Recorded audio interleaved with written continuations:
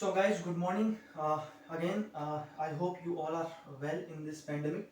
Okay, so we are going to start our lecture number third in the network theory, named with basic laws. Okay, in the lecture two, we have already studied about the properties of resistance, inductance, and capacitance. And in this lecture, we are going to use those properties here. Okay, we have also studied about the active and passive elements. We have studied about what are the different kinds of the dependent sources, like voltage dependent voltage source, voltage dependent current source, current dependent voltage source, and current dependent current source. We have already studied about the negative and positive power. Whenever there is be given a positive and negative power, what does it mean actually? Okay, so today we are going to, as I have already promised in the lecture number 2, that we are going to cover these three topics on the lecture number 3. The topics should be like this.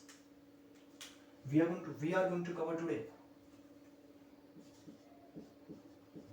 KCL, KVL. As I already told in the lecture number 2 that we will study these topics in the lecture number 1 and lecture number 3 along with numericals. Okay, so let's first before going to jump on these two above topics like KCL, Kirchhoff's current law, and Kirchhoff's voltage law, you must aware about what is actually Ohm's law. And first, before reading out the Ohm's law, you have to be very much well known about what is the properties of the resistance, how to find out the resistance of a given element. Okay.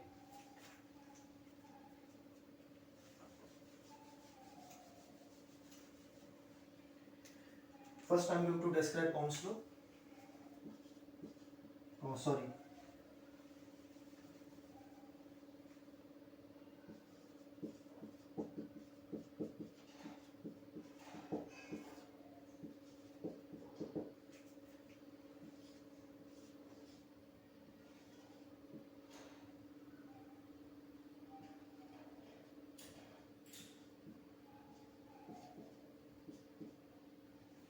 Okay, whenever there is a element is given, okay, this is the element is given and its cross section area is A and its length is L, then definitely what is the resistance value? The resistance value of this element will be given like this.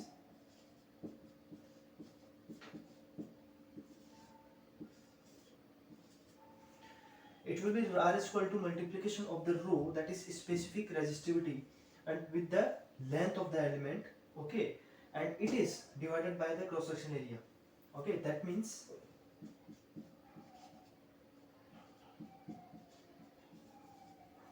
if length is made to be constant, okay, and specific resistivity is made to be constant, then the resistance is always inversely proportional to cross section area. That means the larger cross section area element will have the lower resistance, and similarly lower cross section area element will have the larger resistance. Okay, now we can study about the Ohm's law.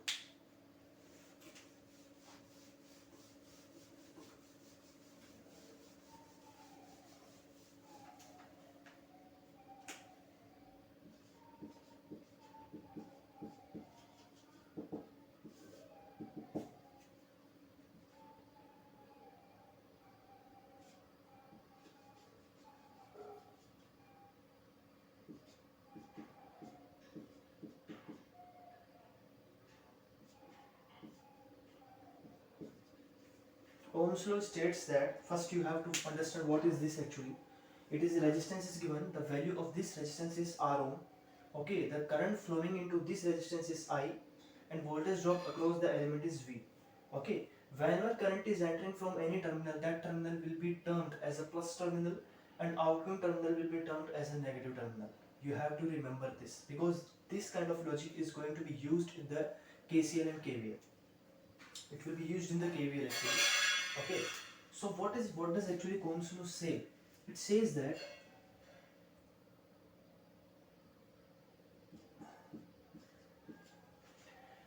I will be proportional to V. That means the current flowing into the resistance is always proportional to the voltage applied across the resistance. Okay, and from this expression, whenever you will remove this proportionality term, then you will get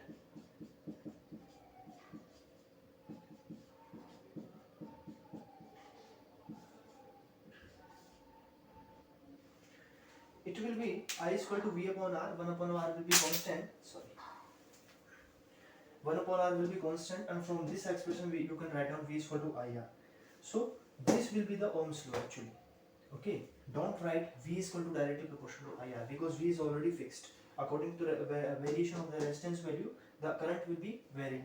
So you are not going to change the voltage value, you are going to change the resistance value, and due to change in the resistance value, as voltage applied across it is constant, so current will be changing. So that's why we are saying that I will be directly proportional to V, and from this expression I will be 1 upon R, that is multiplication of the 1 upon R into V, that will be V is equal to IR. This is the Ohm's law. Now we are going to study what is KVL, what is KCL.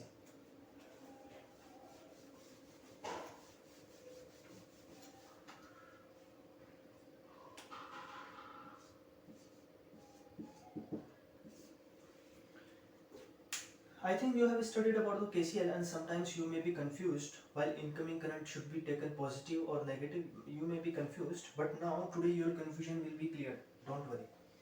First of all, you have to understand the full form of KCL. It is Kirchhoff's current law.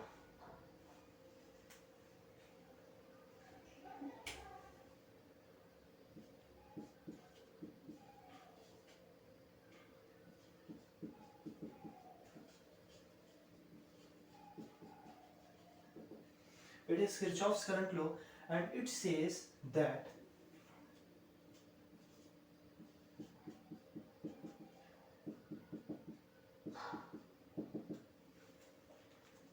don't directly look at this formula. Try to understand what I am trying to say. Kirchhoff's current law says that the algebraic sum of the incoming and outgoing current at any node is always equal to 0. First, you may be confused what is actually node, where the two or more branches meet together. That is known as node. Let me clear your doubt with the help of the circuit diagram. With the help of the diagram, actually, basically.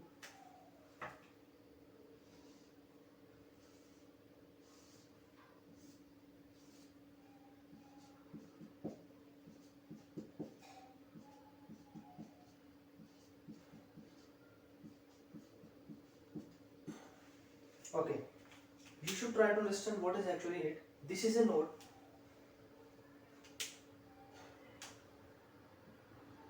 This is a node where two or more branches are meeting together.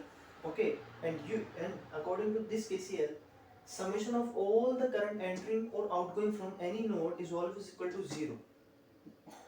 Okay, so if you have to again remember one thing, that if you are going, it depends on you. If you are taking incoming current as a positive, then by default you have to take outgoing current as a negative.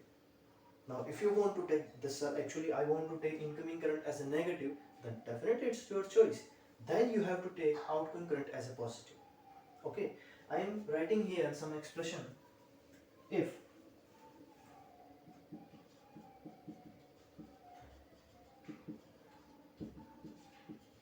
If I am taking incoming current as a negative, then I have to take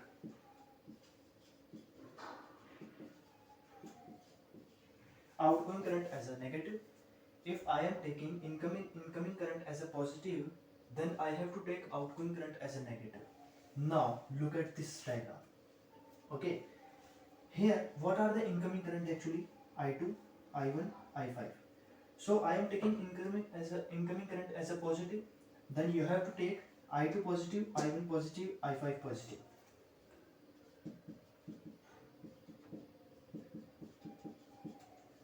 I3 is also incoming current. And what is actually I4? I4 is the outgoing current. You have to take outgoing current as a negative. So I have to put negative sign before I4. And this sum is always equal to 0. So this sum will always equal to 0. So this is the KVA. Okay.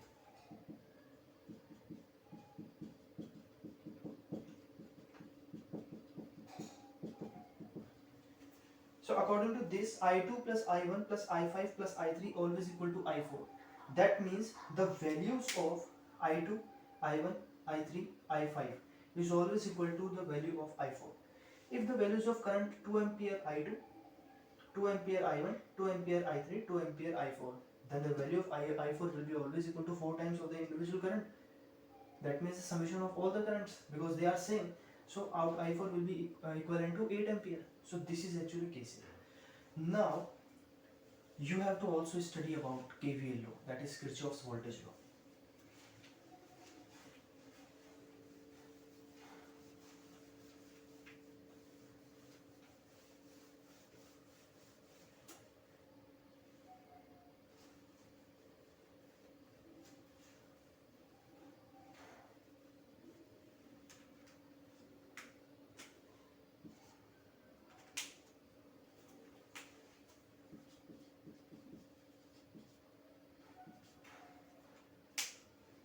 Okay, so this is Kirchhoff's voltage law.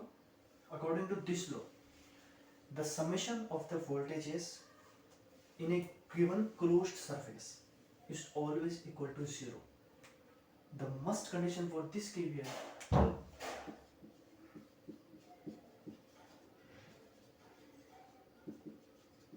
the closed surface should be there according to the implementation of the KVL. It's a Kirchhoff's voltage law, and it says any closed surface, any closed network have the summation of the all the individual voltages inside it is always equal to 0. You will understand according to the diagram.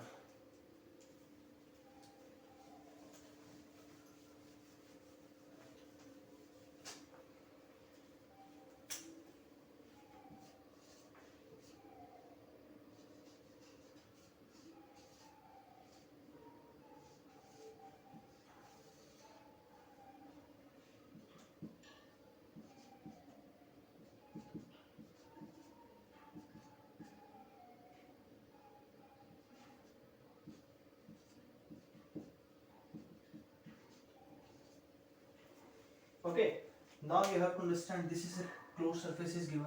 It is a closed surface. It is a closed network. Okay, and according to this KVL, summation of the all individual voltages is equal to 0. Algebraic sum of the all individual voltage around a closed network is always equal to 0. So, and you have to again remember one thing. If you are moving from plus to minus, then it depends on you whether you take first plus sign in the expression while writing, or you take the positive sign in the expression while writing. Like I am taking plus. Whenever I will move, trick, this is the trick you have to remember.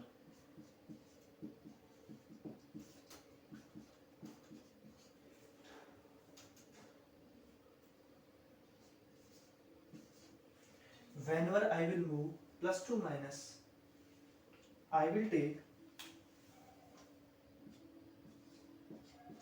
minus sign.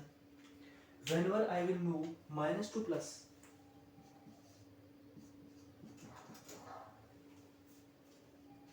in the network I will take plus. According to this expression, you have to use these two tricks in this expression. This is a closed network. I am going to write down the expression of KVL of this circuit here. I am starting from this, and I will have to cover the entire network.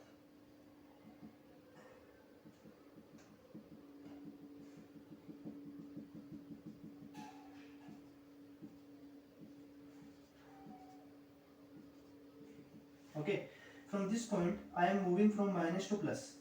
Minus to plus, I have to take plus. So this expression will I write V1. Here I am moving from minus to plus. Minus to plus, again I have to write down plus V2. Here the resistance value is R1, the current is flowing I1, so the drop will be plus to minus because it is incoming to the resistance R1. So what is the voltage drop here? It will be I1 R1, and it will be plus to minus. Plus to minus, I have to take minus. So I will write I1 R1, and here I am moving from plus to minus. Plus to minus, I have to take minus. So this is a V3, and this summation is according to KVL, it will be equivalent to 0.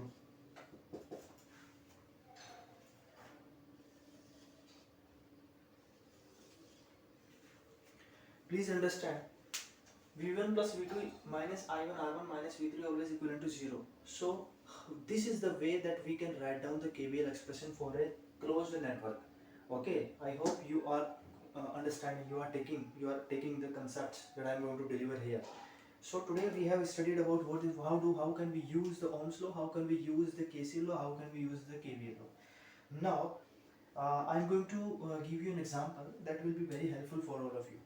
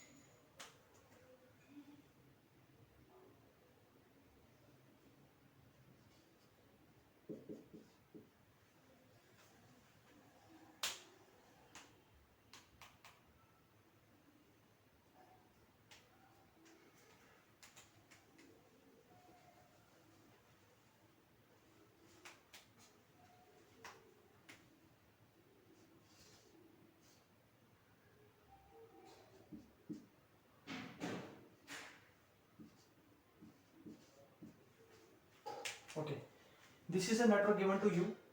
This is a voltage source. 2 ampere current is flowing into this circuit.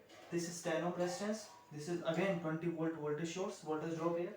20 volt voltage drop here. This is the resistance value. Okay, that we have to find out. And this is the 10 volt voltage drop.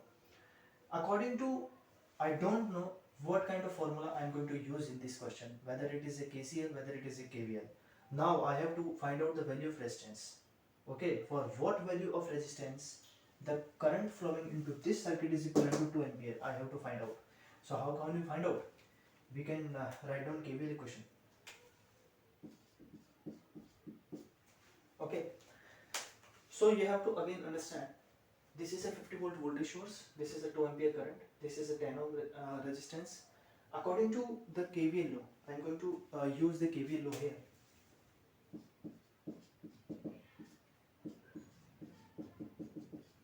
The summation of the voltages, the summation of the algebraic sum of the voltage drops in a closed circuit is always equal to 0. Okay, so let's start from here.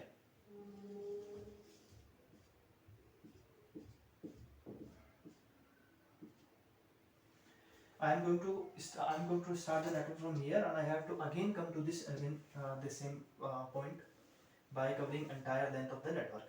Okay, let's start from here. I have already told you, whenever you have to move from minus to plus, you have to take plus. 2 ampere current is flowing here. The 2 ampere current is incoming to the resistance value 10 ohm. So it will be plus to minus. Now you are moving from plus to minus. So 2 ampere multiplied by 10 ohm will be the voltage drop. Now you have from plus to minus, you have to take the negative voltage drop. Negative. 10 into 2, that is 20. Now it is at 20 volt plus to minus. Here again plus to minus voltage drop because current is incoming to the resistance. So current will be multiplied by the resistance to get the voltage drop across the resistance value. So 2 ampere multiplied by 2 R. 2 ampere multiplied by the resistance value R. And here now you are moving from minus to plus, then you have to take plus 10. This is the voltage drop and it is equivalent to 0.